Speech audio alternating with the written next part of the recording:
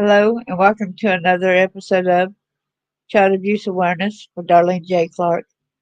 Be a part of the solution instead of part of the problem. Please hit the bell icon. That means you like it. Subscribe to the channel and share it.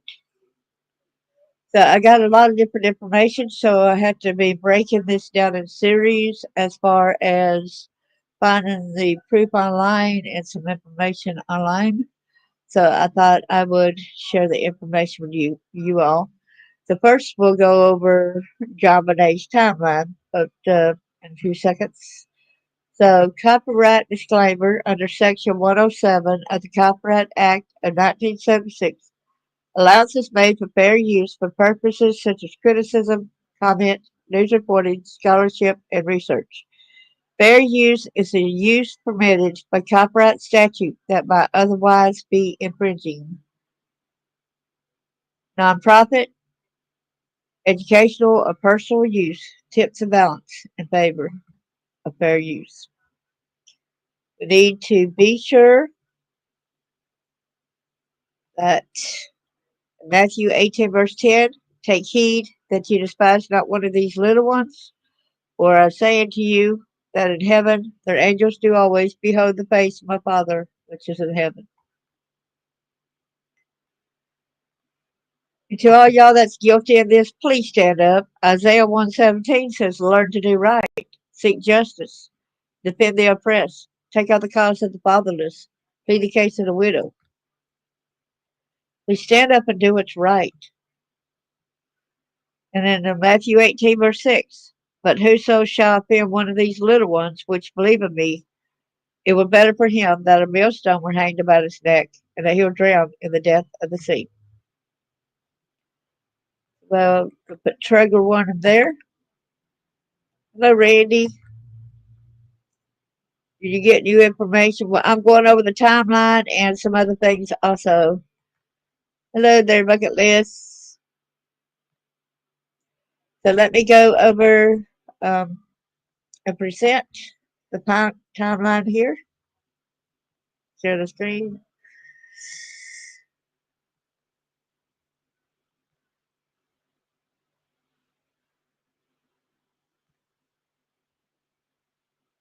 Okay, I need to make sure to get that overlay off of there so it don't interfere. There we go. So this is Jonbenet Ramsey's timeline line investigations and evidence. Jonbenet Ramsey was found dead in her home in 1996. The 6-year-old girl's death gained national attention. Nearly 28 years later, the case remains unsolved. This is updated 2024. News Nation, a new Netflix docuseries and statements from the Boulder Police Department have reignited interest in the decades-old investigation into the death of 6-year-old Jonbenet Ramsey. The 1996 death of a child pageant contestant in Boulder, Colorado drew national attention, and through the years, various theories have implicated her parents, her brother, known criminals, and an unknown intruder in her case. There's been no definitive answers as to who is responsible. Here's a timeline of events in the case. Jonbenet Ramsey found dead in her home, December the 26th, 1996, 5:52 a.m. Patsy Ramsey calls the police to report Jonbenet missing. She tells police she found a handwritten ransom note on the kitchen table demanding $118,000 to return Jonbenet. I thought that was always so weird. $118 was exactly the amount that John Ramsey just got. December 26, 1996, 1 p.m. Police asked John Ramsey and a friend to search the home. They begin in the basement, where they find Jonbenet's body in a room previously overlooked by police. She has duct tape over her mouth, a cord around her neck and wrists, and is partially covered by a blanket. I also found other information besides this, her having a burn mark to her face and a burn mark to her back that looks like a taser was used on her as well. But we're not going over that information yet. We're going over it and may take this will be part one, and then part two, I'll give out more information and show y'all where I find some information. All right. The Jonbenet Ramsey's death investigation, police identified John and Patsy Ramsey as the main suspects. A key piece of evidence is a ransom note. While handwriting analysis ruled out John Ramsey, experts said they could not rule out Patsy Ramsey out as the author. The main theory is that Patsy Ramsey accidentally killed Jonbenet in a fit of anger over the girl wetting her bed. Investigators speculate that the couple then staged the crime scene and ransom note to cover up the crime. So, special prosecutor for Jonbenet Ramsey case hasn't ruled out parents. John Abrams Live. So, I need to mute the my microphone so that y'all will be able to hear this. I haven't heard it myself. And usually it will go ahead and play, since I don't have the page description at some of the videos, it might play a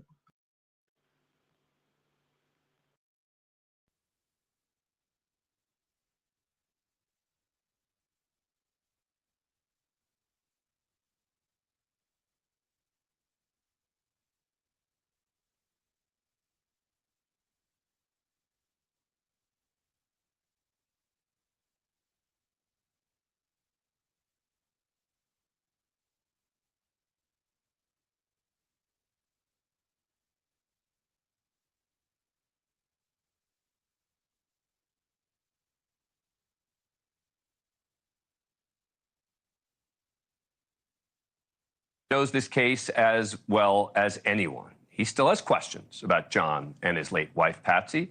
The former special prosecutor on the case, Michael Caine, he is featured in the Netflix documentary.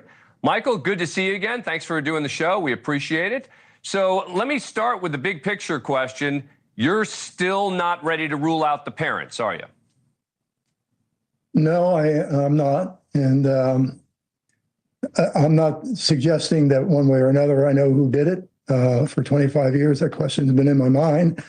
But I don't think, given the state of the evidence, that you can rule anybody out. Why is that? I mean, what is it about the evidence that still makes you have questions about the parents? Well, I think if you gave me a few days to talk about it, I might be able to summarize it. But there have been many cases in this country where people have wakened up to find their children missing. Paula Class, Elizabeth Smart, there's just a couple of them. And in each of those cases, there was a predictable way that the parents would act. They wanted to find out who killed their child, but there was also a predictable way that the police would act. And that is, you look at first who was in the house, and you have to eliminate them. If you can't eliminate the people in the house, then you're really, you're never going to convict anybody, because that's going to be the alternative suspect. And I don't think that Mr. and Mrs. Ramsey, even though I told them the first time I interviewed him that that's what we need to do, they, to me, always opted to shield themselves rather than go after and help us go after who might have done this. And to me, that was striking. Now, like I say, there are 50 different things that I could talk about now that, to me, raise questions. On the other hand, there's a lot of things that raise questions about whether an intruder came in the house. All I'm saying is that I don't think you can eliminate anybody at this point. Let me play. This is from the documentary. This is about the ransom note, which to me is probably the most interesting piece of evidence there. And there were indications at the outset that the handwriting had matched Patsy Ramsey's, but then there were questions about that and people challenging that. Here's number 4. Very early on, there was massive police leaking that Patsy Ramsey had written the ransom note. At least 4 experts, and 2 of them from the Secret Service, looked at the handwriting and said Patsy Ramsey did not write the note. They didn't like the answer, so they leaked information saying she did write it. Now, look, I think we can all agree the ransom note was a fake. Whoever wrote this ransom note didn't mean it. They weren't part of a small foreign faction. They weren't looking for ransom. JonBenet's body was found in the basement. What is the story from your perspective with regard to Patsy Ramsey's handwriting and the note? Well, I think, first of all, if the theory is that this was a vicious sexual predator, why in the world would the person write a 2.5-page note that, excuse me, starts out as a political statement, then gets into a ransom? That's not what sexual predators do. They want to abuse somebody. They want to get in. They want to get out. So you have to ask yourself, why is this there? It was clearly, as you said, it's a fake note. It was made as a diversion. Why did the person want to make a diversion? As far as the handwriting goes, one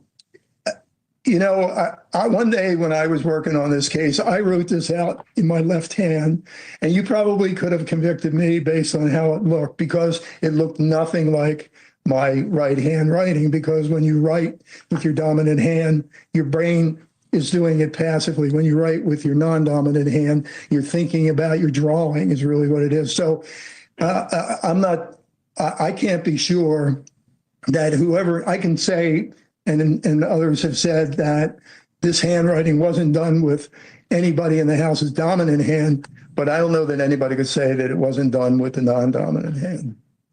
All right.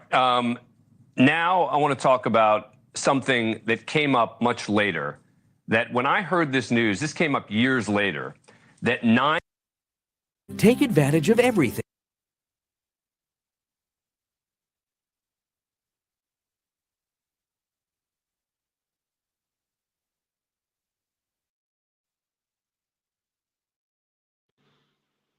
I wish it would have continued on right there, with that video.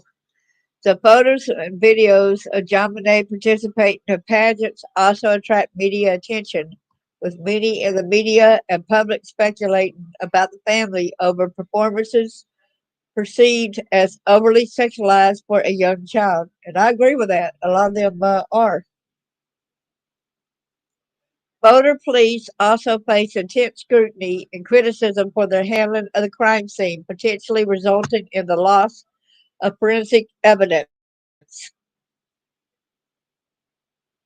It's good. Okay. That could help identify JonBenet's killer. On July 1997, results from JonBenet's autopsy were released. The coroner found she was strangled with a garrote and also had a severe head injury. The report states that JonBenet did not appear to be raped, but sexual assault could not be ruled out based on other injuries. Grand jury considers case against John and Patsy Ramsey. The Boulder County District Attorney's Office convenes a grand jury in the case. The jurors take months to go over all the evidence gathered.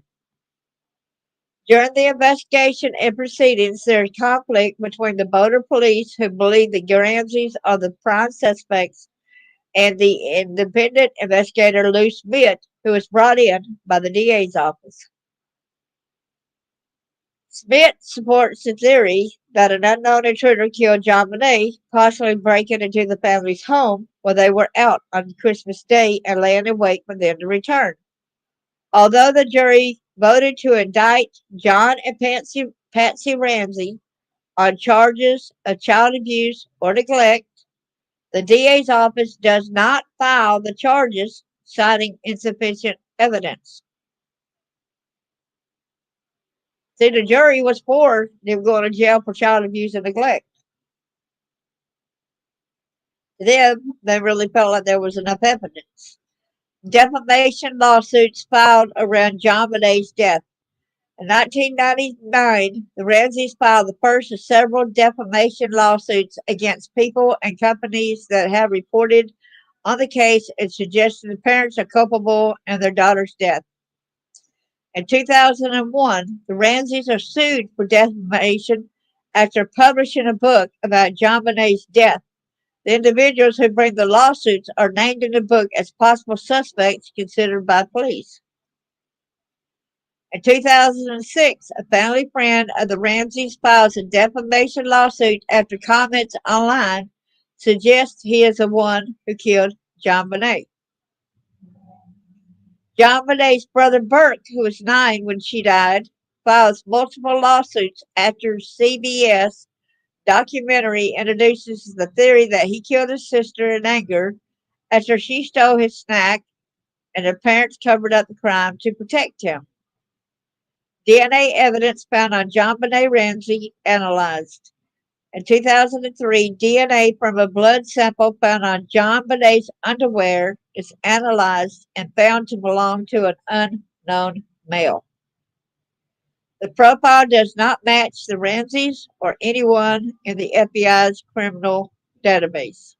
But there were a lot there. We heard, if y'all want to know more on what somebody who personally knows the Ramseys and a lot of other people who was there and stuff like that, go watch some of my other videos, Blackstone Lawyer, okay?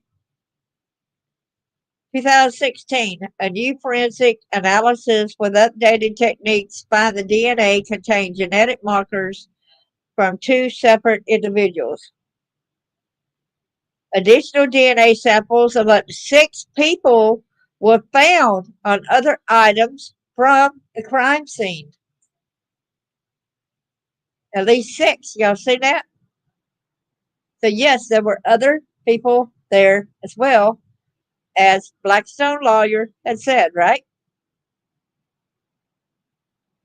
District, I don't even want to watch the parents right there. I don't want to even listen to Daddy. I cannot stand him. Sorry. District Attorney exonerates Ramsey family as suspects in Jonbenet on her death. And I want y'all to remember that even though their DNA may not be on the sample, that does not mean that they were not the person who got this other person to murder them. They might not be the murderer, but they could be the one that got the murderer to murder. We've seen that so many times. I don't know why my twin sister trying to call me right now. So, District Attorney Mary Lacey, who took over the case in 2002, announces that new touch DNA analysis excludes John and Patsy Ramsey, who died of ovarian cancer in 2006, as suspects. Others disagree, noting that trace amounts of DNA can be transferred from many sources that would have no connection to the crime.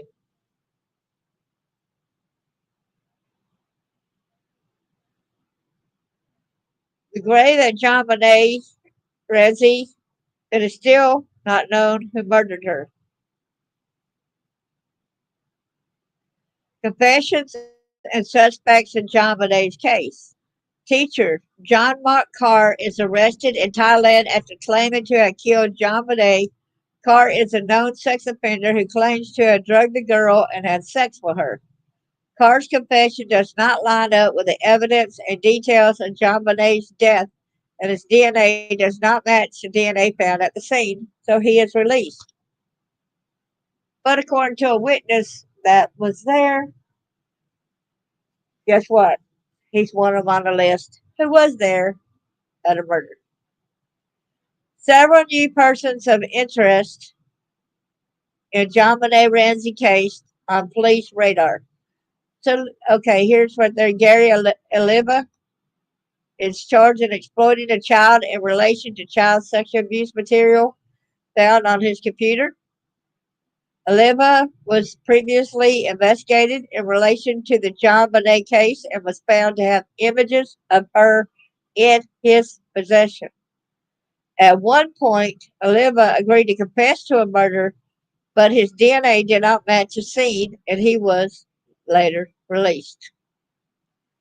So let me mark this again to where y'all can watch that video, where y'all can hear the video too. Mute mine.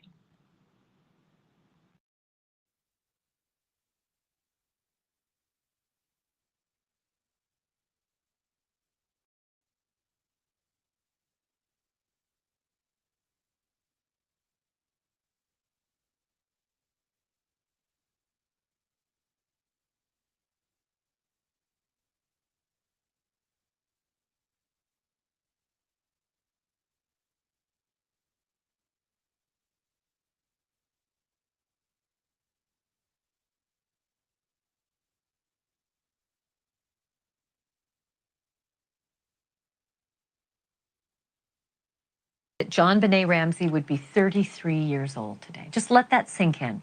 Jonbenet Ramsey died at 6 years old, murdered in her home in Colorado, day after Christmas, 1996. She would be 33 years old today. And that, while I know it's not lost on you, it is definitely not lost on her family and loved ones, because we still don't know who did it. We still don't have the suspect. But what we do have, according to a new report, is potentially new persons of interest. Yes, I said plural, new persons of interest. Maybe even new possible evidence. I mean, it's astounding. They've been working with the country's top DNA experts, for months. Trace DNA, very small amount, was found on Jonbenet's clothing at the murder scene. But what does this new persons of interest report really mean? John Ramsey is with me live now. I've talked to you over the years, for decades, John, and here we are again. I don't know if this is hopeful news. I don't know if it's more than just a report. What are you learning? Well, the Boulder Police Department went through a fairly major shakeup, I don't know, in the last year. They brought in a new chief of police, new assistant chief from the outside of the department. Citizens Review Board recommended 5 or 6 of their detectives be terminated. The detective that was responsible for our case for the last 25 years was not terminated, but put on night patrol. So there's a lot of good things happening, we think, in terms of the leadership and basically straightening out of the police department. We had the opportunity to meet with the chief of police and her assistant and the district attorney about, 2 or 3 months ago. And it was a good meeting. It was a long meeting. I was impressed with their professionalism and believe in their commitment to get this solved. So that's encouraging. We still hope, and we don't know if this is being done or not, but we know there's evidence that was taken from the crime scene that was never tested, was sent off for testing, but was never tested for DNA. But that should be done. We've asked that be done and be done in the cutting edge labs. We were told that the government doesn't have the latest technology, unfortunately. But there are 1 or 2 cutting edge labs that have the latest technology. That's where this testing ought to be done. I don't know where it's being done.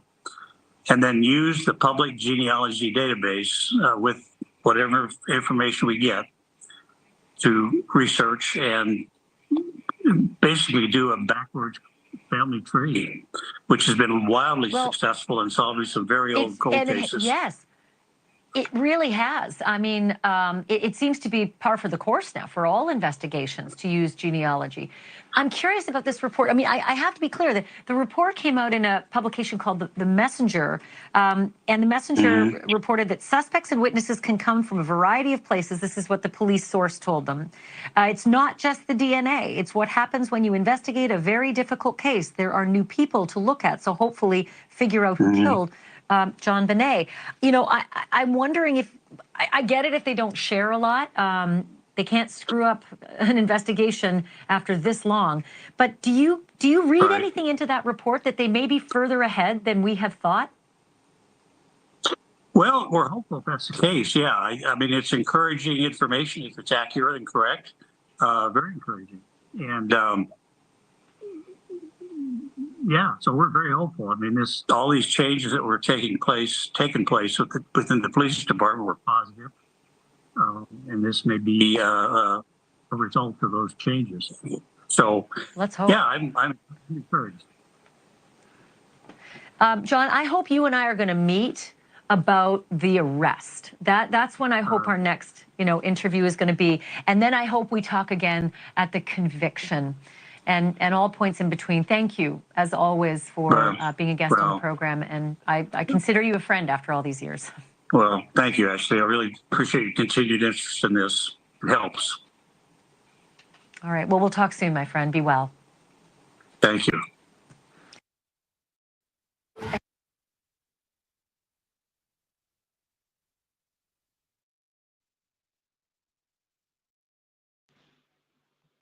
Watch out for wolves in sheep clothing.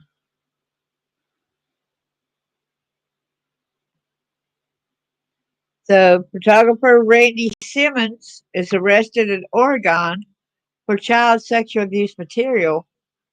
Simons took photos of Jonbenet and others in the Colorado pageant scene in the 90s, including some of the photos that became famous during coverage of the case.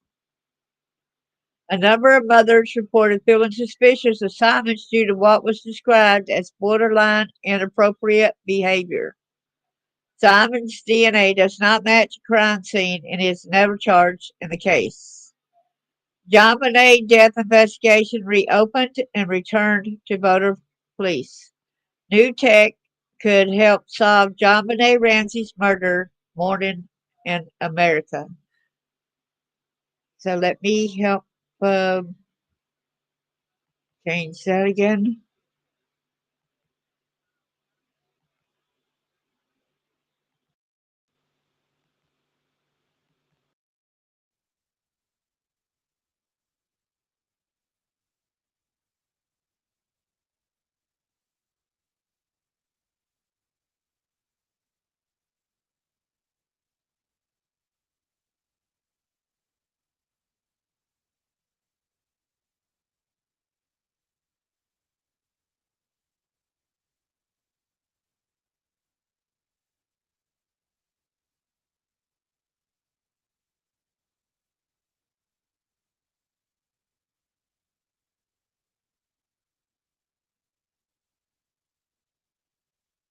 A 6-year-old girl murdered in her home the day after Christmas. 25 years later, the case of Jonbenet Ramsey remains unsolved. But new advancements in DNA technology may finally be able to provide some answers. Kelsey Kernstein is here with us right now with an update on the case. Kelsey? Well, Adrian, I think so many of us remember the Jonbenet Ramsey case. The 6-year-old beauty queen found dead in her basement, like you said. The case ruled a homicide. No one ever charged. Now, 25 years later, that could all change with the help of new DNA technology.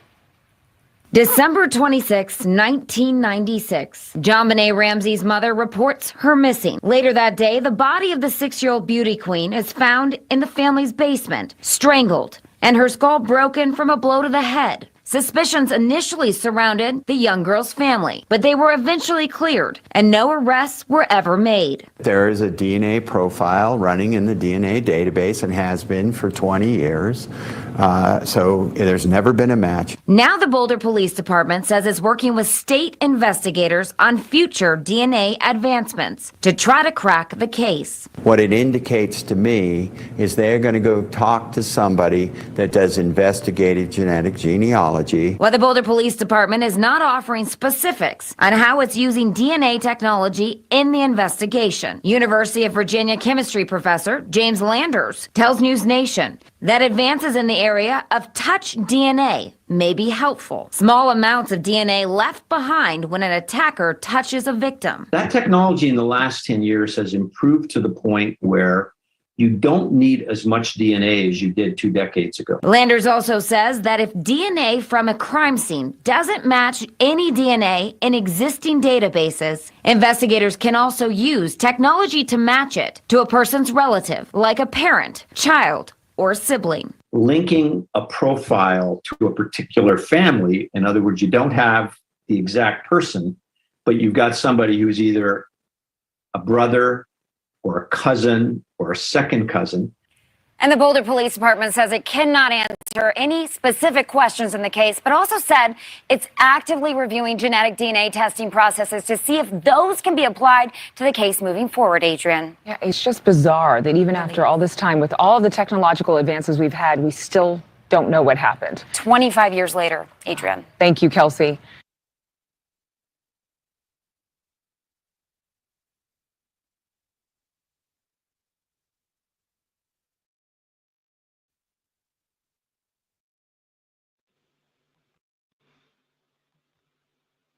I think they need to listen to some people who actually been trying to tell them some of these things, and they're not listening. They're sweeping it under the rug, and that's what I call suspicious too. Are y'all really interested in solving the case? Maybe listen to the other things going on, or unless you're one of the culprits that's siding with the bad people and not doing nothing about it. So in 2009 to 2024, the Boulder County DA's office returns the case to the Boulder Police Department, who resume investigating the cold case. Avenues of investigation include DNA analysis using more advanced technology and the potential to use familial DNA to help identify a suspect, as has been done in other cold cases. So let's go over here. This is the press releases, okay? So this was for immediate release, December the 27th, 1996. The thing was contact with Leslie Ahom, Media Relations. Ramsey Case News Release Index, update on homicide investigation. Boulder police are continuing their investigation on the death of 6-year-old Jonbenet Ramsey, date of birth 8/6/90, which was reported on Thursday, December 26. Detective Commander John Eller provided the following chronology at a news briefing on December 27th. 1. Police responded on December 26 to the home of John and Patsy Ramsey, 755 15th Street in Boulder, following a 911 call. The call from Patsy Ramsey stated a note had been found indicating their daughter had been kidnapped. Getting tongue-tied. Slow down. Officers initiated an investigatory response to a possible kidnapping for ransom. The Boulder and Denver offices of the FBI were requested to assist, as was the district attorney's office. The initial stages of the investigation were directed towards preparing to comply with the ransom note instructions. Detectives remained at the scene with the family. At approximately 2 p.m., a search of the family home produced the body of the missing girl. An autopsy was conducted on Friday, December 27th, and the Boulder County Coroner's Office has determined the cause of death is asphyxia due to strangulation. The manner of death is homicide. The victim, Jonbenet Ramsey, as a student at High Peaks Elementary School, 3740 Martin Park Drive. The parents are John Ramsey, CEO and president of Access Graphics. Ever look up that company, Access Graphics? And Patsy Ramsey. There's an older brother who lives at home and 2 adult siblings who live outside the home. So the older brother had to be Burke. Commander Eller added, the family has been cooperative and our investigation is continuing. The Boulder Police Department's Victim Services Unit is coordinating crisis services with the Boulder County Mental Health Center and school district officials. Parents may call the Victim Services Unit at 441-3332 for information or assistance. As of 4 p.m. Friday, December 27th, no arrests have been made and there are no suspects. The investigation is ongoing and updates will be provided as new information becomes available. That story of them cooperating is totally different than what we had heard on the video, because they were trying to get information and others to try to rule out the parents, but the family were not conforming to that. So excuse me if you're saying they were willing, they were not willing because they would not help try to rule themselves out. So Ramsey case new release index update on the Ramsey case. Boulder police are continuing their investigation into the murder of 6-year-old Jonbenet Ramsey. They are methodically searching the principal crime scene, the family home. Uh-oh. I don't know why it went over there too. Let me get back over that. Let me get back over here. I have to get it back over here, sorry. Okay, so go over here. Okay. Of the family home. This is a large residence, and the search is being conducted in stages. The search has required additional resources, and Boulder County Sheriff's Department investigators and crime scene personnel are assisted.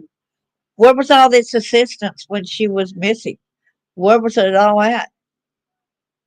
I had seen this other police lady that was there, and she kept calling for assistance when and nobody was there to help. Then it's like John Ramsey. She said John Ramsey himself brought her up from downstairs and put her up there, laid her on the carpet. Then he laid an Afghan over her, which when you go and you put something over that, the fabrics and the fibers of the Afghan is going to mess with the DNA. Y'all know what I'm saying? People should know better than to do the things like that. You're supposed to leave the body alone and other things too. So, anyway, this is a large residence, which we have seen. Police anticipate it would take at least until Monday morning to complete the preliminary processing of the family home. Approximately 30 officers are working this case, including Sheriff Department investigators as needed. Additionally, there are 2 workers from the Division of Social Services involved. In a case like this, it is understandable that people are anxious for a resolution. However, it's important for people to carefully investigate all leads, and that sometimes means presenting a limited amount of information to the public to protect the integrity of the case. Family is cooperating with the investigation, which is ongoing. At this point, we are not advised of any public memorial service. See, they're saying cooperating again when they said they weren't cooperating. Hey, Chris, good to see you. I'm glad you're alive. Oh, your ship was on fire. Hope everything's okay, Chris.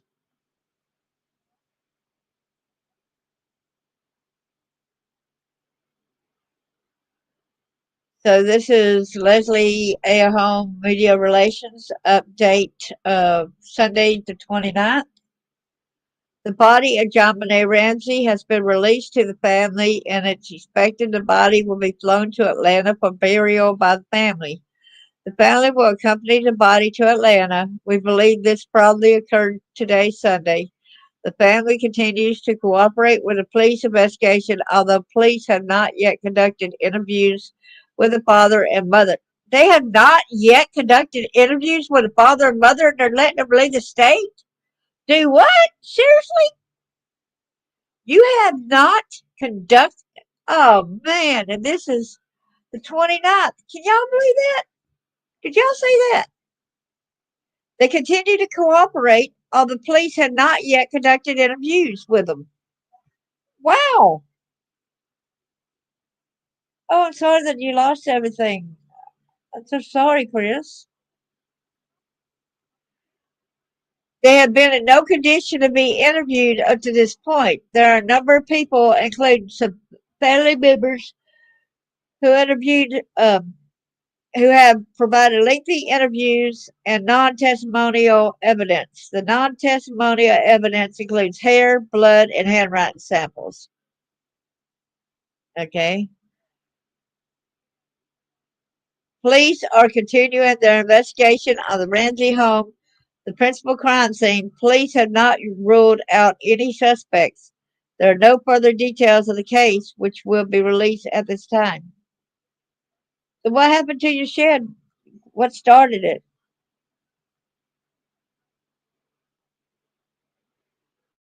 So police are continuing their investigation of the Ramsey home, the principal crime scene. Police have not ruled out any suspects. There are no further details of the case which will be released at this time.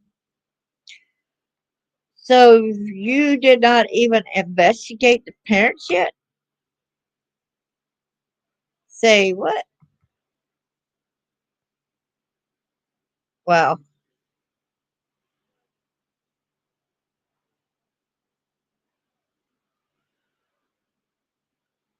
Okay, so now we go to, this is January the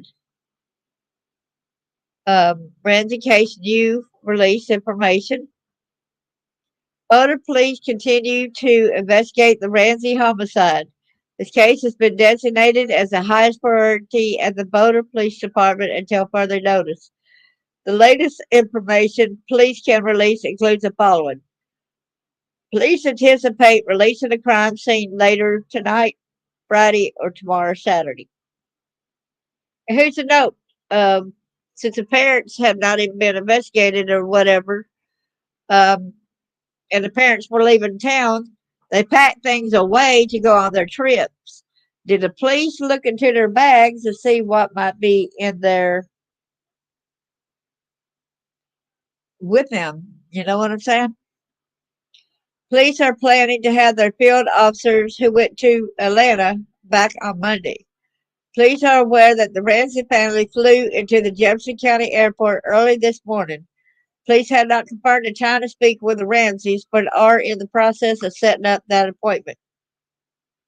A murder investigation, and you allow suspects to leave the state. It would have been you or me. I don't think we would have been allowed to go to another state. The voicemail tip line, which was set up yesterday, has received a substantial number of calls. Police have assigned personnel to log and monitor the calls and will respond to those that show promise. The calls have included opinions, suggestions, theory, and possible leads.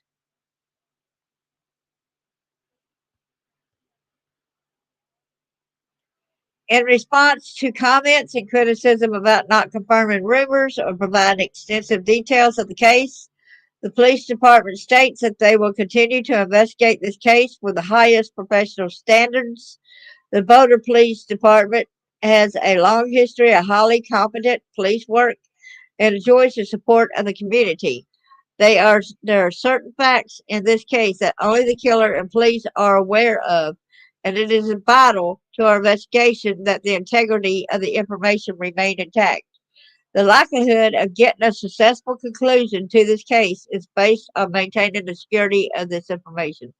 Only the police and the killer? How do you know that only the facts that only the killer and the police know are aware of?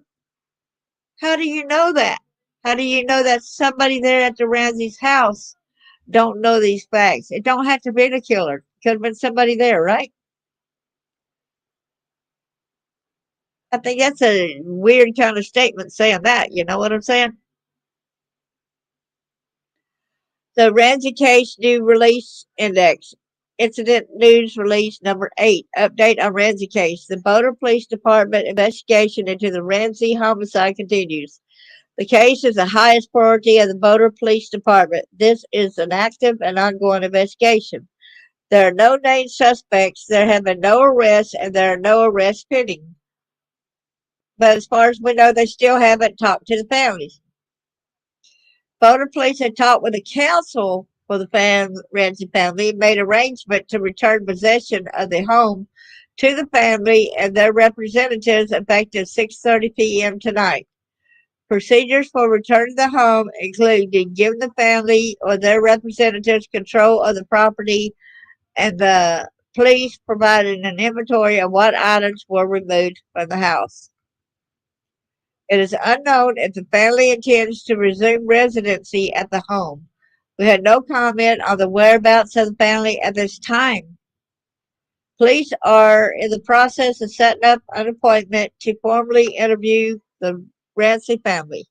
We expect the family to continue to be cooperative with investigators, and the interview is now a matter of scheduling. Shouldn't you be scheduling right after it happens? While it's fresh? You're giving them time to concoct stories together. You're giving them time to threaten other people who may have seen. You're giving them all this kind of time, and that this is all messed up. This whole investigation is messed up. Boulder police continue to request that anyone with possible information on this case, the police contact the voicemail tip line at 303-441-4310. The tip line has received over 250 calls as of today. Police are screening the calls and will make return phone calls as are appropriate. The detectives who were sent to the Atlanta area are also expected back in Boulder by Monday night. The returning investigative team will be debriefed by the case supervisors to determine the next steps in the investigation. So now here is the incident news release 9. The next regularly scheduled news briefing regarding the Ramsey homicide investigation will be Tuesday, January the 7th at 10 a.m. The Boulder Municipal Building located at 1777 Broadway at the corner of Broadway and Canyon. The purpose of the media update will be to provide the public with current information we are able to release regarding this ongoing Boulder police investigation. Additional information, December 30th. The adult children were out of state at the time of the incident. Boulder police are extending their investigation at the Ramsey house, 755 15th Street in Boulder. There is a tremendous amount of material to evaluate, and it's taken more time than previously expected. The Colorado Bureau of Investigation will be assisting in the forensic examination of the evidence. The CBI will also be handling the analysis of the testimonial evidence, the hair, blood, and handwriting samples taken from friends and some family members. Samples have been taken from the father and siblings. Some of the analysis may take weeks to complete. Boulder police have not detained anyone, nor have they identified any suspects at this time. Well, everybody's a suspect that's in that house. Excuse me. Police want to let neighbors know there's no cause for concern. There are police on duty in the area 24 hours a day. Boulder police have received a number of calls from around the country, and if people have information they would like to provide to the police, they can call Crime Stoppers. And I believe something about they had asked her if they got a camera or something like that, and I don't know if the can't remember whether the door was unlocked or whatever. And she goes, "We can leave. We are safe in our whatever, so we don't need all that stuff.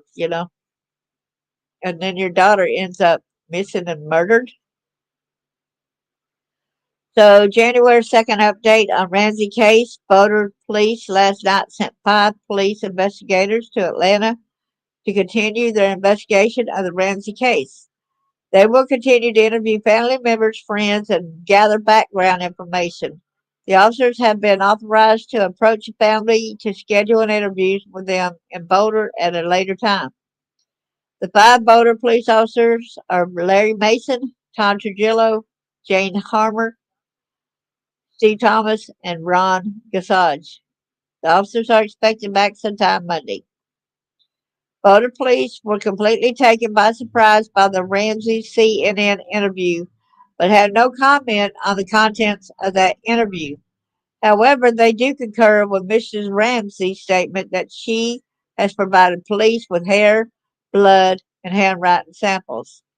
Evidence is still being taken from the Ramsey home, and police hope to conclude that portion of their investigation sometime late Friday or Saturday. The police had received numerous calls from people around the country and has set up a voicemail number which people can call. They want to leave a message. January the 7th, new case index. The Boulder Police Department continues to actively investigate the Ramsey homicide. Police investigators who were in Georgia and Michigan have all returned to Boulder and will be debriefed by the case supervisors to determine the next steps in the investigation. In both Michigan and Georgia, investigators continue to obtain background information and talk with friends and family members of the Ramseys. In Michigan, investigators executed a search warrant for the Ramsey's home in Charlevoix. So they lived here too. You hear that bucket list? They lived in Charlevoix, Michigan. That search warrant was then sealed by a judge in Michigan. Investigators were in Michigan from Friday, January 3rd through Monday, January 6th. Police were in court this morning requesting a search warrant for the Ramsey's Boulder home be sealed. Judge McDonald has sealed that warrant for 30 days. Other procedure updates are the Ramsey's legal counsel have offered to respond to some questions supplied by Boulder Police last week. We cannot confirm if those responses have been returned to police at this time. Police will not be releasing information on the questions and answers. Police had nothing further to add on the issue concerning the former questioning of the Ramsey family. The Colorado Bureau of Investigation continues to process material related to the investigation. Depending on the type of examination needed, the test results would take weeks to months to complete. Police do not plan to release the results of those lab tests except in court. Police have received almost 300 calls on their voicemail tip line. They are monitoring and logging those calls and responding to those that show promise. We are aware that the Ramsey family has hired private investigators. Private investigators who are looking into this case are entitled to the same information and are being released to the public. These investigators are private citizens. The role of the Boulder District Attorney's Office is to provide counsel and legal advice to the police department on the preparation of the case. The FBI continues to provide counsel on an as needed basis. As needed. So they ain't going to tell us a lot of things.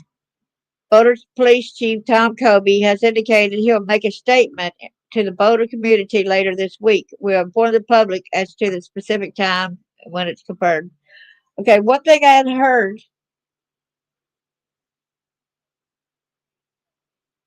Let's see, the police were going after the family, but not going after the criminals. Yeah, but they were not really going after this family. That was kind of weird because they did not even get an interview with them. And yet the family goes and interviews on CNN. Can you believe that?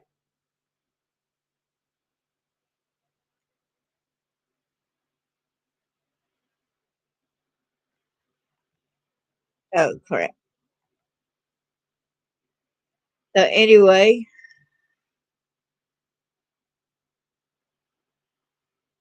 so this right here is the 20th. Let me go up more. Can't believe I lost it by clicking out of it. So there's January 3rd, January the 4th, and there's January 7th. That is December 30th. Okay, then there's January 2nd. And we did that one. January 7th.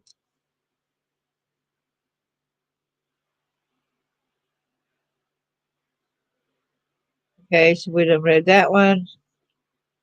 So, as council members, voters in the national media spotlight following the tragic death of Jonbenet Ramsey. The spotlight has resulted in some criticism, observations, and comments about how police are handling the situation. Most people, you got a death in the family or you got somebody that died, they tell you don't leave the state, don't leave the area. Everybody's a suspect, right?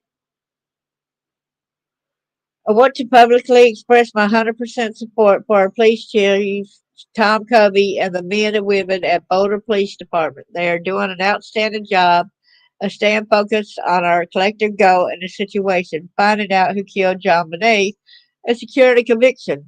We have committed a tremendous amount of resources to this investigation, and I have assured the chief of the continued support of everyone in the city organization, especially our communication division staff, Leslie Ahome and Kelvin McNeil.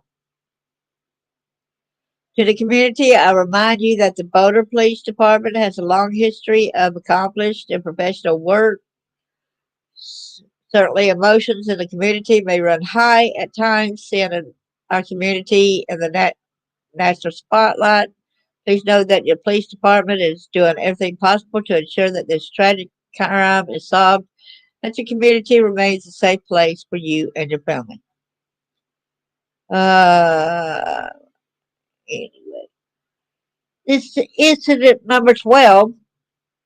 On Thursday, January the 9th, Boulder Police Chief Tom Covey will participate in the community update on the Ramsey homicide investigation. The update will air live on Boulder Municipal Cable Channel 8 and will be followed by roundtable questioning and discussion with the 5 local journalists. Chief Covey understands that the Boulder citizens are very concerned about the death of Jonbenet.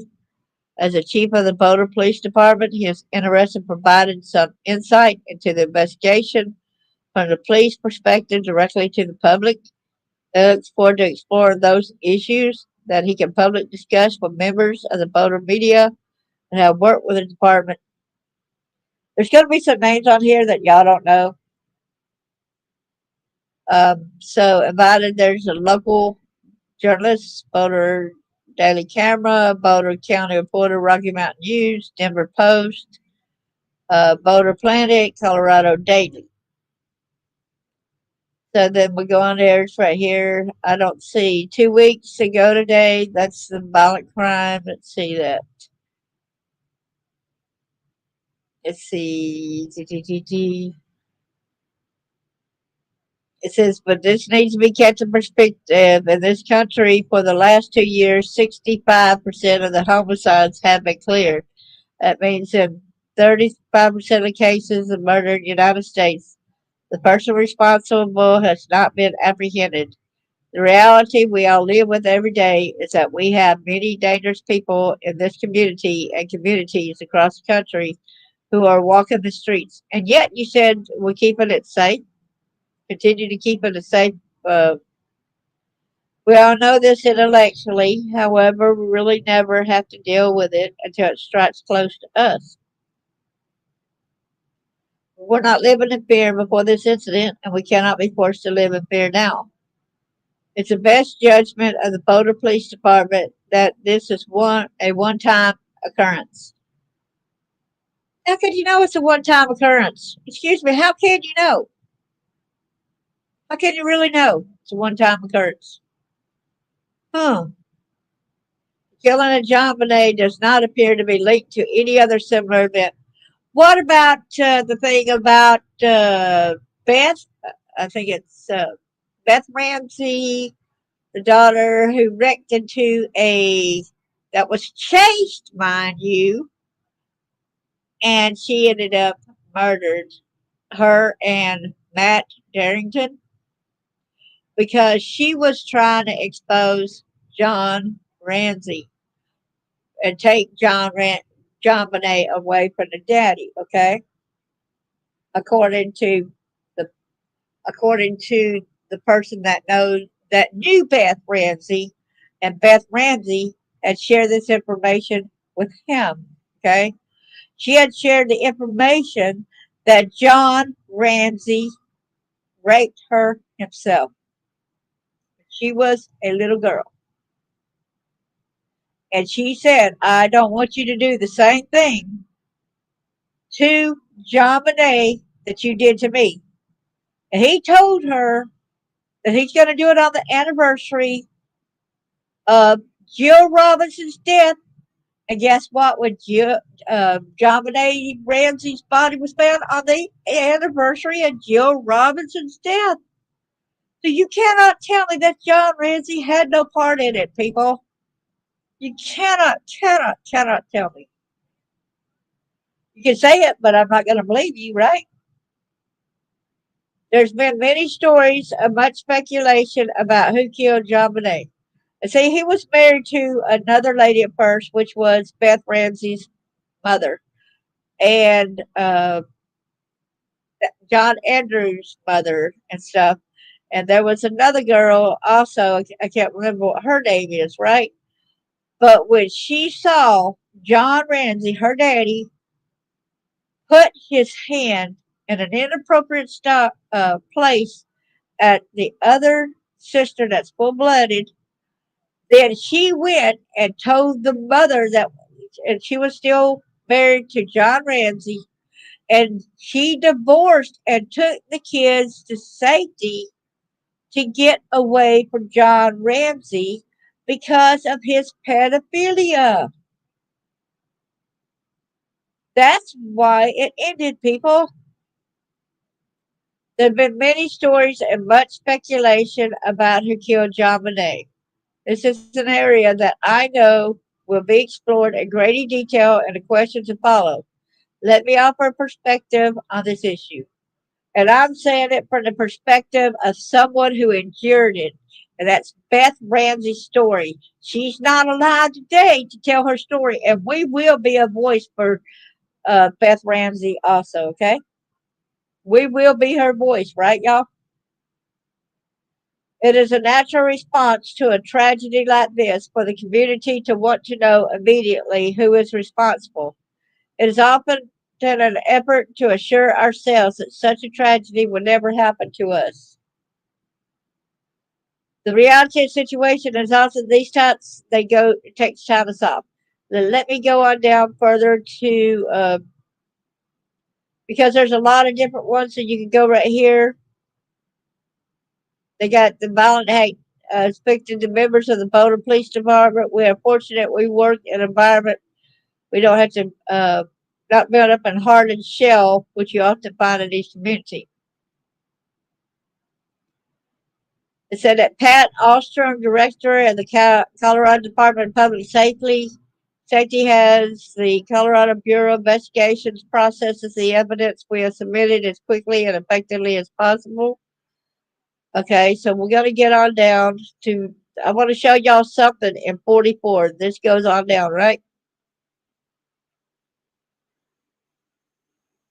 Okay, let me go down to, y'all might never have heard this. Okay, get on down to 44.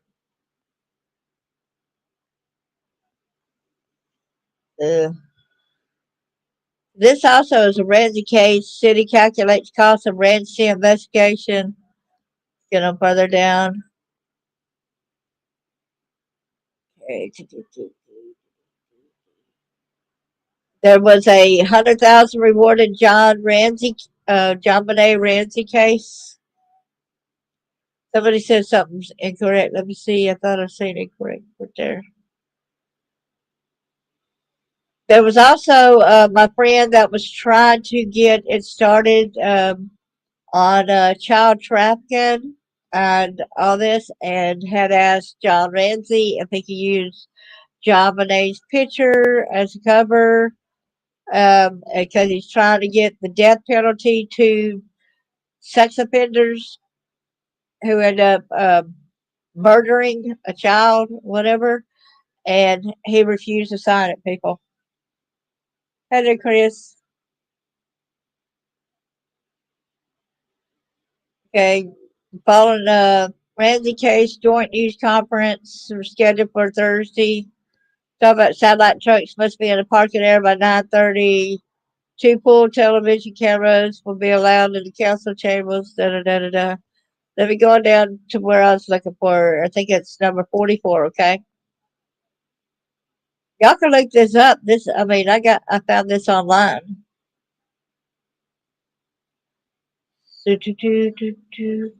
Various items in the case have been sent to Cellmark Diagnostics in Maryland for DNA testing. The items were delivered on Tuesday, February 28th. The testing by Cellmark could take up to 6 weeks. Here, let me go to 44. And I found this from a guy on the internet about this one lady, and I am a little bit shocked. I like to find out more who this little lady is. But we got somebody looking into it right now, so maybe I would have answers. Here we go. So, I don't know if y'all ever heard this, okay? Boulder Police Detectives Melissa Hickman and Jane Harmer were in Tucson, Arizona this week to conduct a prearranged interview with Kim Ballard. Have y'all heard of Kim Ballard? And we're not talking about Kim Ballard, the man. We're talking about Kim Ballard. It's a woman, okay? This interview had been arranged through the Tucson Police Department. However, after waiting 4 hours to conduct the interview, Miss Ballard declined to be interviewed. She didn't trust y'all, I believe. I bet she did not trust y'all. This was the second attempt by Boulder Police to interview Mrs. Ballard. There will be no additional attempts to interview her. According to Detective Commander John Eller, at this point, we would have to consider anything Miss Ballard may say as suspect. We don't plan to set up interviews with her. What do you say it's suspect? Maybe she's scared to talk. Excuse me, don't say it's suspicious if she decides to later speak about it. Do not, how dare you? You should know better, you police department. You should know better. When there's people that's out there murdering and sexually trafficking our kids, killing our kids, killing people who talks. Like at Bentley Farms, 2 boys had escaped. They shot and killed the 2 black boys when Beth Ramsey and Matt Darrington and Charles Rogers tried to help them escape. Problem is, Charles had told Beth Ramsey, "Do not tell nobody," and she ended up telling John Andrew. So that was a fall of Beth Ramsey for telling John Andrew. If John Andrew would not have went, because he went and told his daddy and Mike McLaughlin and all them, they were there and shot the poor 2 boys. It's in the interviews. You go watch my other interviews on my channel. It says that, y'all. That is his testimony. He was there. Beth Ramsey was there. So he told her, "Why did you do this to me?" He asked Beth, "Why did you do this to me? I can understand why Charles would do it, since we tried to traffic him a long time ago. We tried to kill him several times. But why are you doing it? You're my daughter." "Because I did not want you doing to me what you doing to Jonbenet, what you did to me. I'm trying to save her life." He said, "Well, we're going to end up killing you." So guess what? She dead now, ain't she? The 5th handwriting sample was obtained today from Patricia Ramsey. Attorneys for Miss Ramsey and representatives were present along with handwriting expert from the Colorado Bureau of Investigation. There followed 20 pages of material, including Judge Glowinski's ruling to deny the motion for stay pending appellate review, statement from Deputy Boulder for Madeline Mason, complete motion for temporary stay. So let's go on down. See, this goes on and on and on. Okay? So we're going to skip this part right here, and I got something else to share with y'all, okay? Let me get this maybe back up and go to get this one right here.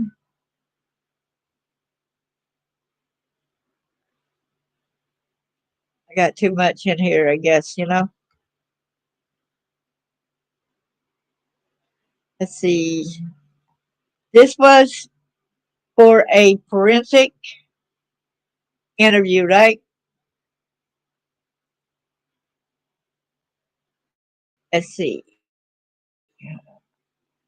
This right here is police deny sitting on evidence, say they must balance transparency and active case in Jonbenet. In the Boulder Police Department's annual statement on the Jonbenet Ramsey case, Police Chief Stephen Redfern refuted the idea that there is viable evidence or leads in the case that they are not pursuing. So let me get back to my folders here. Let's see. That's the updates.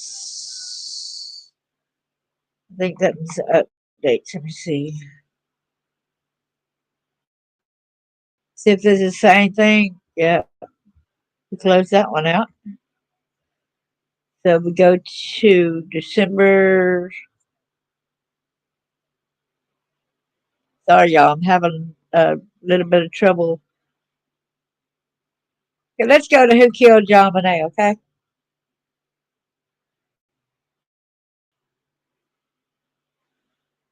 Hope it don't. Was it an electrical fire or what? How did it start? We want to give credit where credit is due. This is with the forensic psychology who killed Jonbenet. So let's go over part 1 right here today, okay? And then another time we'll go over part 2. This was, can forensic psychology shed some light on unsolved homicide cases? So the bizarre death of 6-year-old Jonbenet Ramsey back in '96 remains a major unsolved mystery today. How might forensic psychology possibly contribute to finally resolving this now totally cold case? Like I said, I'm using fair use, so I can use this because this is teaching. This is getting information out there. How might forensic psychology possibly contribute to finally resolving this now totally cold case? Let's take a careful look back at what happened on that frosty and fateful Christmas night in the Ramsey household, attempting to more clearly discern why little Jonbenet was seemingly brutally murdered and who might have been motivated to commit such an evil deed. Over the course of the next several posts, we will together closely examine the detailed history of this case from the perspective of forensic criminal psychology. Y'all got pen and paper? Y'all can have y'all pen and paper and start writing notes. You know what I'm saying? Before proceeding, it must, in fairness, be explicitly stated that no charges have ever been formally filed against the Ramseys. John, Patsy, and Bert Ramsey have always adamantly professed their innocence and denied any involvement in Jonbenet's death. In fact, in 2008, based on the results of the most recent Touch DNA testing, the Ramsey's family was publicly and officially exonerated by then Boulder District Attorney Mary Lacey of any complicity or wrongdoing in the death of Jonbenet. Based mainly on the discovery, according to Lacey, of the DNA of an unknown male on key articles of Jonbenet's bed clothing, it says see Jonbenet's, this is Miss Lacey's letter, official letter to John Ramsey here. However, some investigators still vehemently dispute these scientific findings as inconclusive and deem her apologetic letter of exoneration inappropriate and not legally binding. There are apparently still no alternative suspects at this point. Some 200 haven't already reportedly been investigated and cleared. There is a regard, some similar to another infamous case, the bloody murders of Nicole Brown Simpson and Ron Goldman in 1989, for which O.J. Simpson was exonerated by the criminal trial, but still believed by many, including the jury, in the subsequent civil case to be responsible. Jonbenet Ramsey is stone cold, seemingly the perfect crime. So what do we know? 20 years down the line regarding the possible identity and motivation of the perpetrators of this gruesome evil deed? The first thing we want to do is put away any assumptions, preconceptions, or biases. To approach a case by consciously assuming phenomenological stance, which means simply to re-examine it without presupposition, presumption, or prejudice. Taking a deliberate, naive, new, and dispassionate look at it from fresh, unfettered eyes. Okay, we can do that. This is something I always try to do when conducting forensic evaluations of defendants for the criminal courts in California.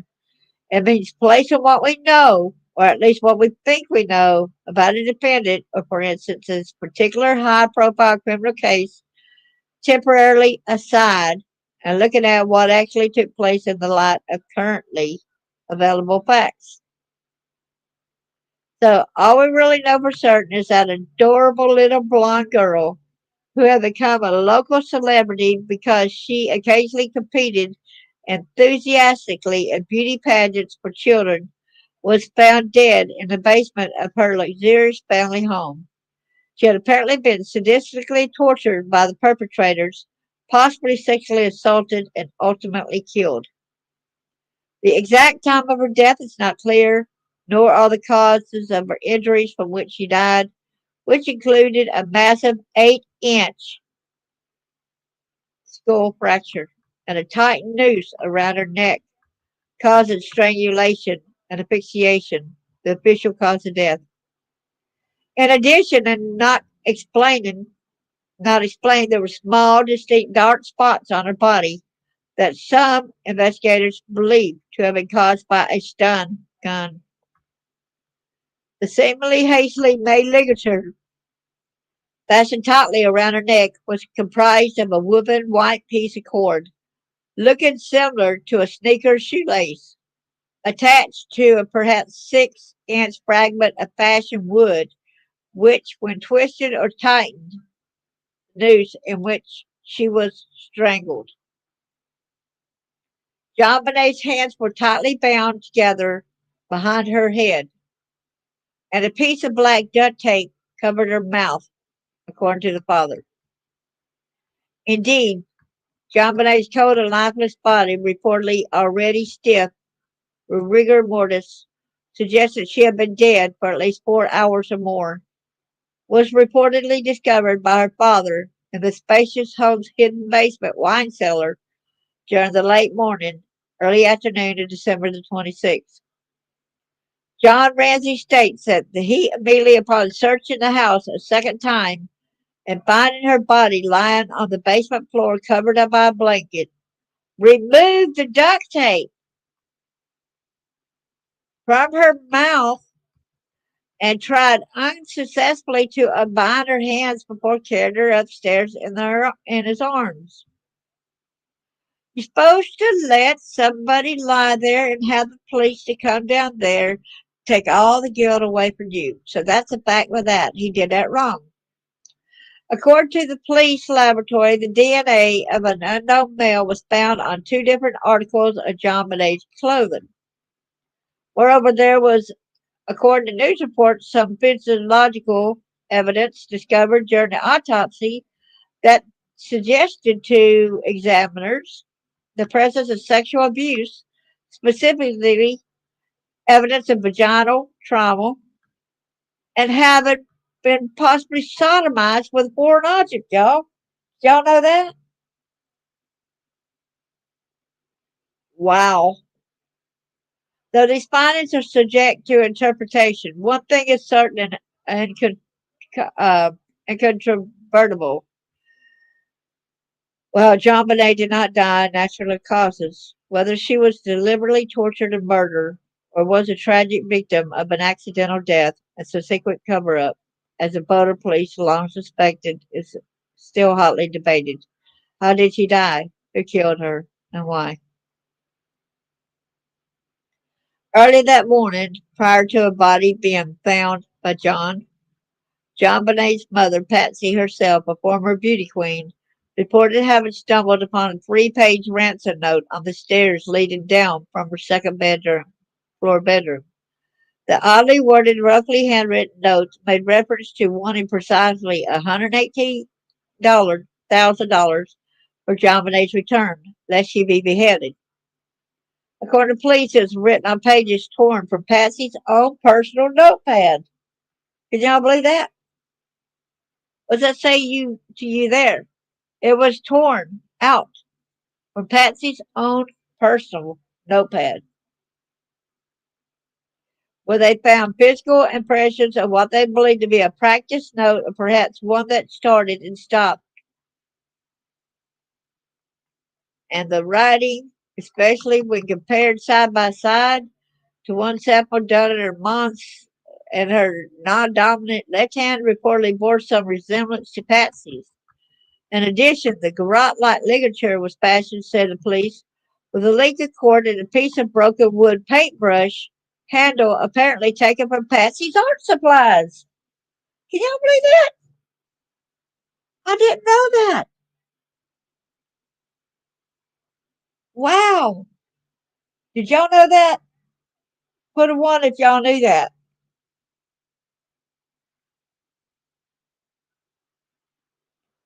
Wow.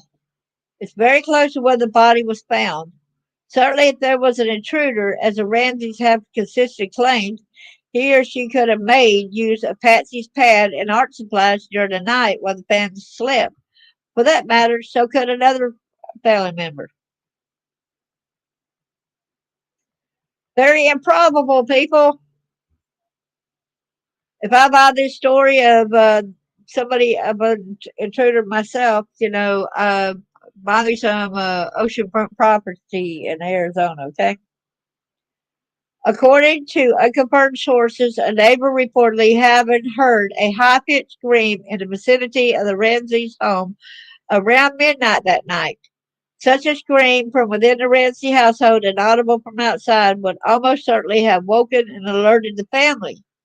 But if Jonbenet was killed sometime between midnight and allegedly being put to bed by his parents on Christmas night and the next morning by the supposed kidnappers, what was the point of then taking the time and trouble to compose a detailed ransom note and leaving it for someone to discover on the stairs? On the stairs now, they say, instead of a table? In the rambling letter, the author, identifying himself as a foreign faction, demanded ransom money and warned against notifying authorities if the parents hoped to ever see their beloved daughter again, concluding with the cryptic signature, Victory, SBTC. The strange ransom note and signature, as well as some other aspects of the Ramsey case, are reminiscent of another sensational kidnapping case occurred in 1932, in which the 18-month-old son of celebrated cross-Atlantic flyer Charles Lindbergh was abducted from the home during the night. A poorly handwritten and very cryptical signed ransom note was left for the family. The ransom money was delivered as demanded, but the baby was never seen alive again. Wow, did y'all know that? Wow.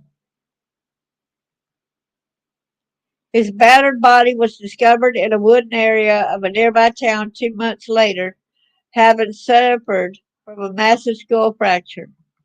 Subsequent to an extensive investigation, a suspect, Richard Hopman, was arrested, prosecuted, convicted of the heinous crime, and eventually executed, though he always proclaimed his innocence. Some continue to speculate on who truly committed the kidnapping and killing to this day. Did the original plan of kidnapping Jonbenet, the daughter of a wealthy businessman, for ransom money go awry for some reason, resulting in the murder instead? Could the alleged kidnappers, who said they would call the 911s they would call the Ramseys by 10 a.m. that morning after Christmas, but never did, have somehow believed that her body would not be found there in the basement? Or was there never any serious intention of extorting ransom money from the Ramseys at all? Could the unusually long ransom note have been merely another means of cruelly tormenting and torturing them as Jonbenet had been cruelly tortured? Was this evil deed the work of a sadistic, psychopathic pedophile? Was the motivation merely to inflict the greatest possible pain upon the Ramsey family? And if so, why the Ramseys? Or was the note deliberately designed to deflect suspicion away from the actual perpetrator? This single concrete piece of evidence, the ransom note, seems absolutely key to solving the case, but it's so enigmatic. Was it, as Boulder police long suspected, penned by Patsy Ramsey herself? If so, why? And if not, who did write and leave it to be found? Probably not 9-year-old Burke, though that possibly cannot necessarily be ruled out, in my opinion. Whether Burke was ever considered by investigators as being possible author is not clear to me, and certainly not Jonbenet herself. Though according to police investigator, was John Ramsey the likely author? So was it dusted for fingerprints? Whether the contents of the style of this letter have previously been subjected to psychological analysis is not known to me, but it would seem to potentially provide a wealth of information about the psychology of its authors. Something we'll seriously consider in part 2 of this series. If we rule out the family members as writing the rambling ransom note, which has officially already occurred in effect by dint of the formal and controversial exoneration, it becomes clear that if John, Patsy, and Bert did not create the note, someone else, or possibly more than one person, was inside the home that night, opportunistically lurking in the darkness and responsible for both the ransom note and the grotesque killing of Jonbenet. Someone sufficiently cruel, hateful, violent, and sadistic to have committed such an atrocious crime. Someone powerfully motivated to brazenly take the risk of doing so and of possibly being caught, which begs the following question.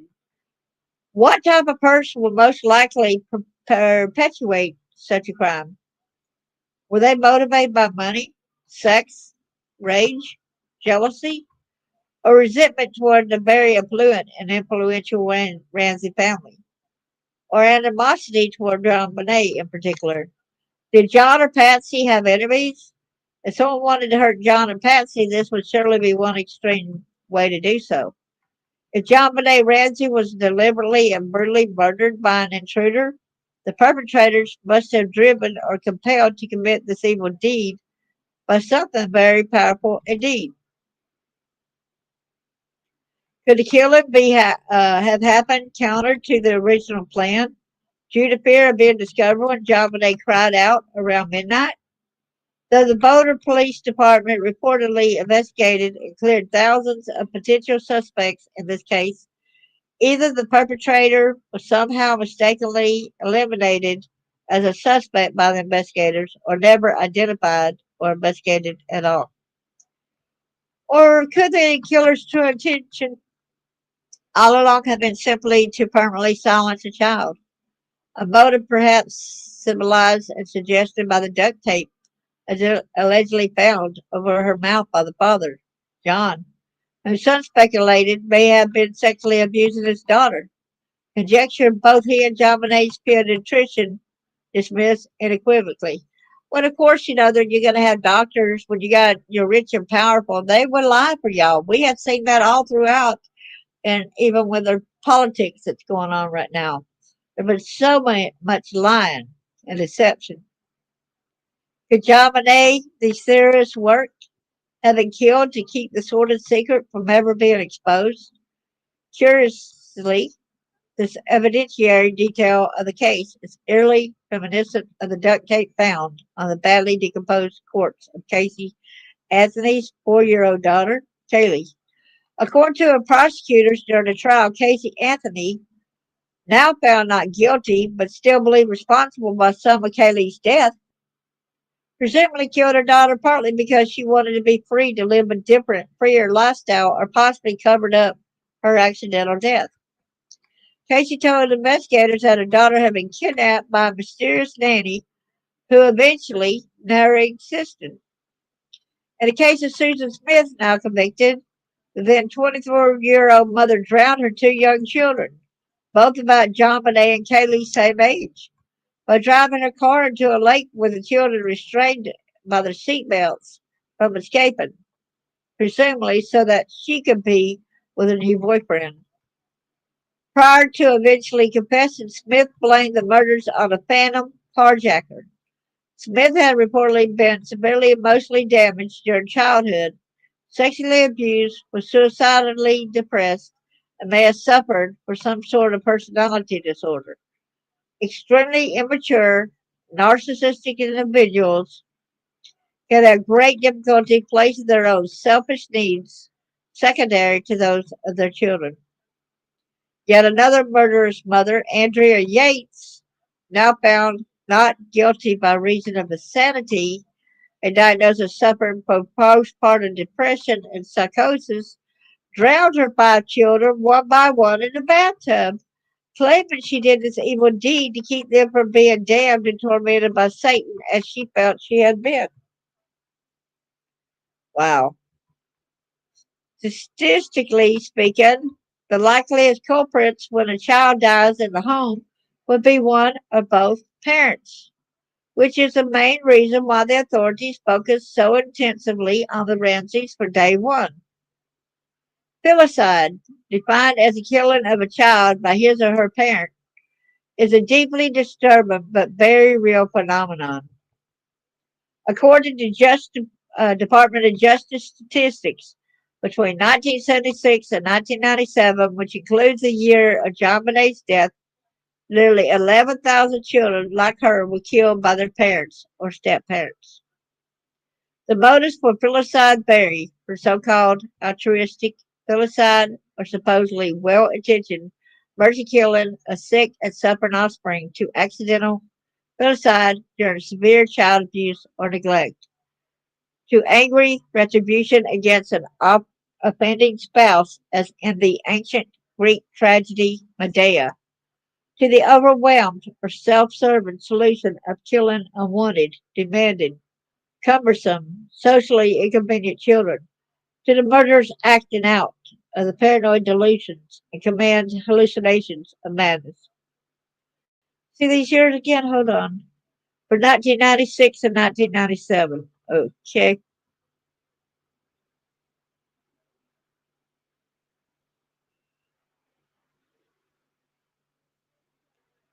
Could someone like Patsy Ramsey, who succumbed to ovarian cancer in 2006, have, as some still insist, intentionally or unintentionally killed her daughter? Perhaps. But as in other infamous cases of filicide, there would need to have been some overwhelmingly compelling motivation or compulsion to do so in order to overcome the innate maternal instinct to protect and defend her offspring from any and all harm. From all reports, Patsy was a very loving, caring, and devoted mother to Jonbenet. What could possibly drive a loving mother like this to commit such a reprehensible crime? If they want to say that in public, my stepmom was a really loving and caring person. Y'all know what I'm saying? But behind closed doors when nobody was around, she pulled me around by the hair of my head. She did so many things. She held me down while her son raped me. Different things. A lot. It was cruel. Police hypothesized early on that she may have that night blown into a fit of rage regarding Jonbenet's chronic bedwetting. Bailey injured her daughter accidentally and then in total panic, desperately covered it up by concocting the far-fetched kidnapping story, composing the ransom note, and staging the gruesome murder. Presumably, this would have had to happen with her husband's knowledge and full complicity, motivated perhaps by a strong desire to protect his wife, their marriage, and their reputation. Though it may have been hypothetically be possible for this taken place during the night when both John and Bert were deeply asleep and unaware, that scenario seems rather improbable. It had male DNA. It had male DNA on the blanket, like it had pubic hair on it. So no, and it was a male's. The most likely explanation for deliberate uh, infanticide. Sorry, I'm having trouble with my words today. Infanticide or filicide being committed by a mother like Patsy Ramsey, in my view, would be the presence of severe postpartum depression. But there is no publicly known psychiatric history, or at least known to me, nor is there any information suggesting the presence of profound depression after JonBenet's brother Burke was born 9 years prior, and it had been 6 years since she gave birth to JonBenet, which if she had been suffering from prolonged depression and possible psychosis, it would likely have been diagnosed and treated at some point. Whether either Patsy or John have any previous history of mental health treatment whatsoever is not known to me. However, there apparently were several psychiatric interviews of Patsy Ramsey subsequent to JonBenet's death, which, according to then District Attorney Mary Lacey, revealed no signs of psychopathy, pathological jealousy, or envy of her daughter, or violent tendencies in general. As to any prior psychiatric history or psychopathy, major depressive disorder, postpartum depression, psychosis, or any other significant mental disorder. Other possible diagnoses I would, as a forensic psychologist, want to rule out is evaluating a defendant. Such a case would include substance intoxication, acute psychotic or manic episode, borderline personality disorder, severe obsessive compulsive disorder, and dissociative identity disorder, formerly called multiple personality disorder, in which one repressed shadowy part of the personality temporarily takes over, not unlike what tragically occurs in Robert Louis Stevenson's famous fictional tale of Dr. Jekyll and Mr. Hyde. So, despite having been officially eliminated but not legally tried and acquitted as a suspect since the early days and as recently as last year in a CBS documentary on the JonBenet Ramsey case, there are those, including famed forensic pathologist Murder Spitz, who hypothesized, despite like being long ago officially ruled out as a suspect, that Burke, now 29, killed his sister, which we know that's not true. There are unconfirmed reports, for example, of a family friend who claims that Burke, as a boy, had a terrible temper and visually struck his sister JonBenet in the head with a golf club about 18 months prior to her death. Promoters of this theory believe that Burke may have been jealous of JonBenet, perhaps suffering from sibling rivalry, that he became enraged with her that night for some minor reason and either intentionally or accidentally killed her. Like when my siblings hurt me, my parents had told them to, so it makes you wonder, you know. Hi, Eric. Good to see you. Appalled, horrified, in shock, and terrified of losing Burke too, the Ramseys, these individuals suggest, deliberately and hastily created an elaborate and effective cover-up to protect Burke from suspicion and prosecution. This theory requires that we accept two premises. First, that Burke was capable of committing the killing, and second, that his parents could have concocted the ransom note as part of their story, further hideously mutilated and defiled their own daughter's now dead body in order to save their son from prosecution for homicide. And that they did all this on the spur of the moment without hesitation or time for planning while grieving the shattered loss of their daughter. Now, this is this person's account of what they believe, so that's why I'm reading it. Regarding the second premise, I find it strange credulity that these two parents would react in such a spontaneous, calculating, coordinated, and criminal fashion. Could a 9-year-old boy hypothetically commit a vicious, evil deed like this? There's some in this world that can. To paraphrase Sigmund Freud, the innocence of children is due largely to weakness of limb. Children from infancy on or subject to passionate feelings not only of sexuality, but jealousy, rage, resentment, and murderous impulses towards siblings and even parents. And children often have difficulty controlling their emotions, sometimes leading to a destructive acting out of these violent impulses. A child with psychopathic proclivities, one who might be diagnosed as manifesting symptoms of conduct disorder, for instance, would. So I believe be capable of committing a crime such as this, including the crushing blow to the head. The possible use of a stun gun such a stun gun was ever found at home. The slow and torturous strangulation by garrote, and the obscene sexual violation. Indeed, by definition, according to the American Psychiatric Association, the diagnosis of antisocial personality disorder in adults requires history of conduct disorders started prior to the age of 15, and the presence of pervasive pattern of disregard for and violation of the rights of others that begins in childhood or early adolescence. These antisocial behaviors commonly include aggressive conduct that causes or threatens physical harm to other people or animals. This cruelty can take the form of tortured insects or animals for pleasure. Boy, so we're going to get on down further on down here because I don't think anything's with Burke. Seriously. In addition to the controversial DNA evidence, currently there are at least two seemingly significant clues that seem to lend support to the intruder theory. The suitcase that was found sitting below the unlocked and open basement window in the room where JonBenet's body was discovered was said to not belong there by John Ramsey. Its position suggests the possibility that it was purposely placed below the window and used to step up on in order to exit the room through the window. Yeah, how did he bring it in the house? Would it not have seemed like he would have? I don't know. That don't fit into my scenario either.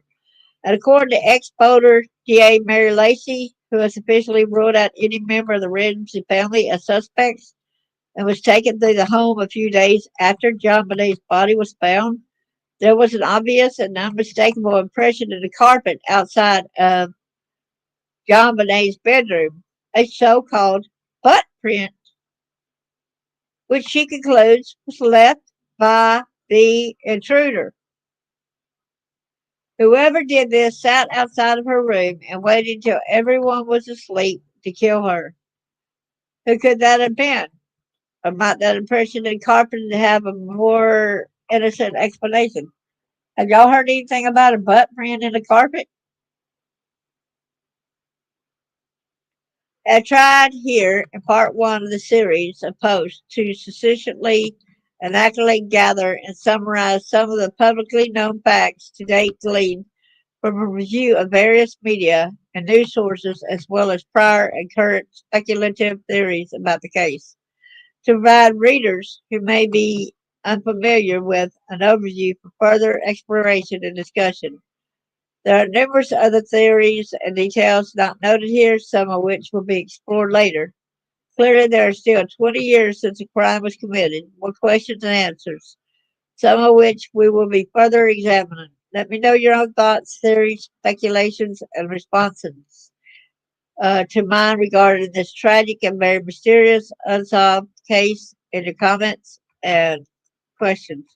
I will do my best to conclude. I just don't get it. I really just don't get it.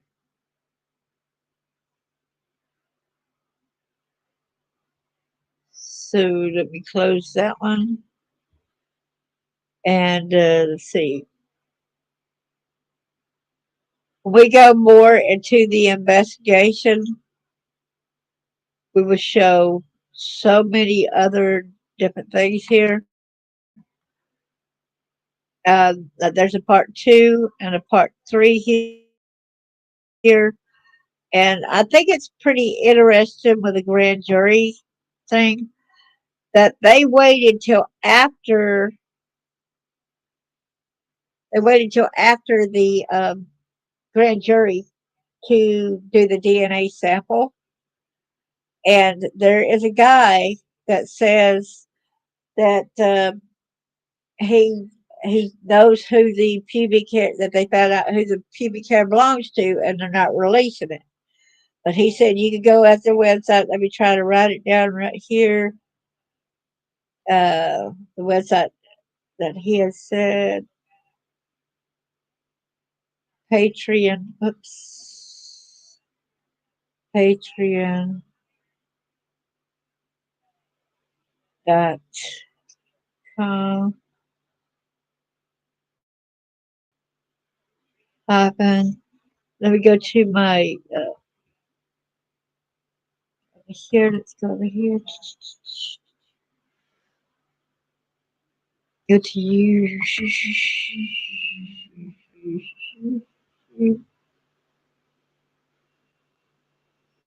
Go to YouTube.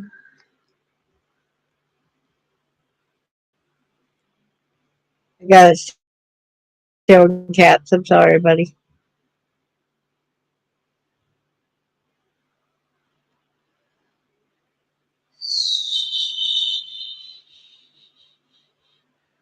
So I want to see my history. See if I can find it in here right quick. Done a breakthrough. The guy's name here, if you think the Ramseys did it, y'all go ahead and support this guy's channel also. He is called True Crime Rocket Science. So it is TRCS. I'm writing it down here. Okay. He said also there was a boot print impression that said poo. It said, I think it's poo or something like that. But that is on the heel of the shoe, and they said you cannot tell the shoe size by that boot, hiking boot impression. It happened to be a high res hiking boot. And he said he knows also they found out who that was that wore the hiking boots. But he says you got to go to his channel to find out on that. I just left the link down here in the comments if y'all see it. And if y'all like, so let me go ahead and stop at sharing and get back to y'all. So what is y'all's take on this case? What is y'all's perception? Here is the website where that guy said that he knows, and the grand jury had checked the evidence a little bit too late, and he thinks that Patsy and John needs arrested. Okay, so just going from there. Yep. So I want to thank y'all so much, and that's where y'all can find out the information. www.patreon.com TCRS, and also go and watch my other videos on this channel at YouTube. Darlene J. Clark, Child Abuse Awareness, and look up Blackstone Lawyer or Charles Rogers in my different files, and there's a lot more information in there that he exposes and gets out there. And he's been trying to get this information to, but the thing is, like Judge McLaughlin in Cobb County, he's one of the sex offenders that's trying to even kill him, my friend Charles Rogers. Bentley Farms, and there's a whole load of information. The Levi Frady thing, which that's connected us, the Levi Frady thing, and oh boy, There's so much sickness. It's a big whole ring of these people, okay? So I want to thank you so much. Let's see. Yeah, that's it. Yeah, thank you so much, Chris. Yeah, that's the right one. Thank you, Chris, for that. Appreciate it. I'm afraid they might try to charge because he's also got books on his site that's also audio books. And he's got different books on JonBenet Ramsey's murder case and stuff. Um, so you might be able to know a lot more information. I would say he's probably got about 7 different books, if I'm not mistaken. So he's well into it. And also, um, let's see, if you think the Ramseys did it, which one do you think did it? You know, it's one of his things. So let me go to see, show you some of his things, okay? Let me go to his 2 Rocket. So when he said, see no evil, what happened to the Ramsey's housekeeper? Um, Whoppers and Plenty's part 2, you know what means Whoppers is lies, you know? JonBenet, what was Patsy about to say? A border PD breaks silence response to allegations. Uh, Basement window enigma makes sense, doesn't it? 3 new bombshells on how the Ramsey case could have been solved in 5 minutes or less. Okay. Patsy's sister, we're dealing with someone who had access. The biggest lie, JonBenet on Netflix, crystal clear docuseries does well to muddy the waters. That's what they want to do. They want to confuse everybody. They're not bringing the real awareness out. Hear no evil. Why did Netflix leave this out? Bingo, JonBenet, whose fingerprint was found on the basement window? Evidently, that's on there too. Pineapple Gate, who does John say gave JonBenet the pineapple? JonBenet, actually, this was the biggest blunder of the Ramsey case. JonBenet Ramsey, why do you mean the door to the trade room was blocked? John Ramsey gives a Satan 90-minute interview. 5 more slips by JonBenet. Burke cried immediately, so he knew something seriously was wrong. That okay. So it gets out there, you know. And I'm sorry to say, but this kid, they had this all planned because John Ramsey had told Beth Ramsey, the daughter, you know, his oldest daughter from his first marriage, that he was going to kill JonBenet on the anniversary of Jill Robinson's death. Y'all who already, I'm going to look it up again, Jill Robinson's, and I'll show you.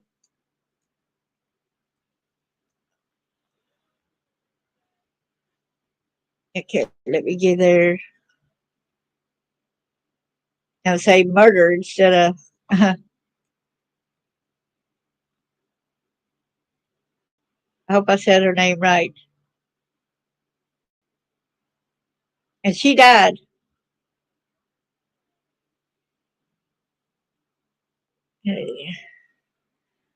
Let me get it. And now it's like that place is trying to get donations, you know, Wikipedia. So let me see.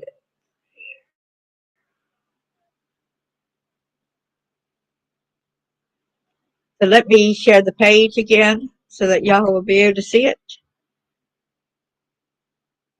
Because John Ramsey had actually told Charles Rogers that he had murdered Jill Robinson. And so, He said he shot her in the face. But he had every intention on killing Charles, but Charles got away. This is Jill Robinson right here. You see when she died? She was born in 1964, okay? But look at the anniversary of her death right here, y'all. Look at the anniversary of her death. What y'all think of that? The anniversary of her death right there. December the 26th, 1976 is when they found Jonbenet's body. December 26th.